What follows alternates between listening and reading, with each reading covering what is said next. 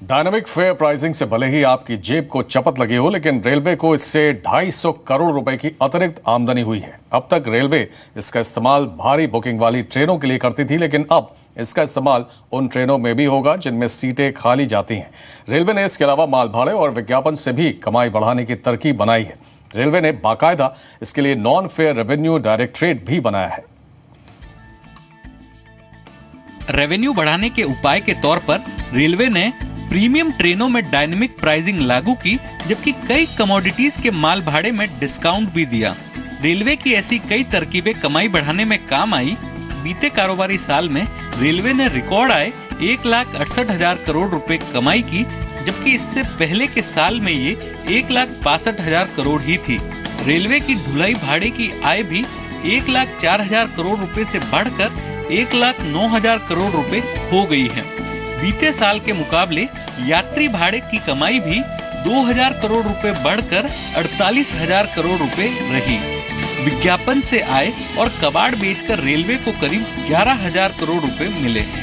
Freight loading जो है 1.107 billion ton के आसपास हुई, जो कि रिकॉर्ड थी। हमारी टारगेट जो था उसको हमने सरपास किया और एक ये बहुत ही बड़ा अचीवमेंट है भारतीय रेल के इतिहास में।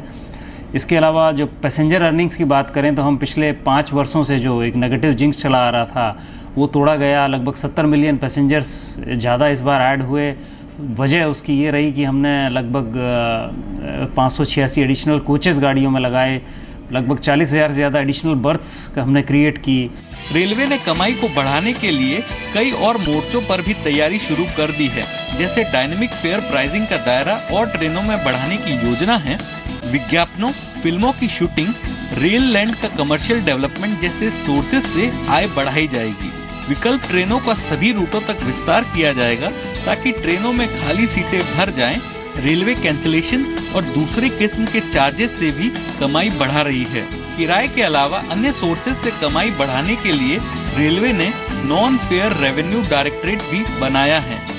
इनोवेशन और सटीक स्ट्रेटजी के बदौलत FY17 में रेलवे ने हर वर्टिकल में अच्छी रेवेन्यू ग्रोथ की और इसी को देखते हुए FY18 के लिए भी रेलवे ने नई स्ट्रेटजी तैयार कर ली है।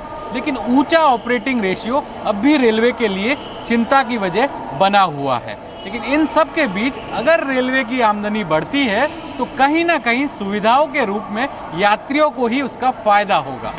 फिलहाल रेलवे की 1 रुपए की आमदनी में 95 पैसे नियमित खर्चों पर ही चले जाते हैं, जिसकी वजह से सुरक्षा उपाय पर उम्मीद के मुताबिक खर्च नहीं हो पाता। ऐसे में रेलवे अपनी आमदनी को हर मुमकिन तरह से बढ़ाना चाहती है। अनुराग शाह, जी मीडिया, मुंबई।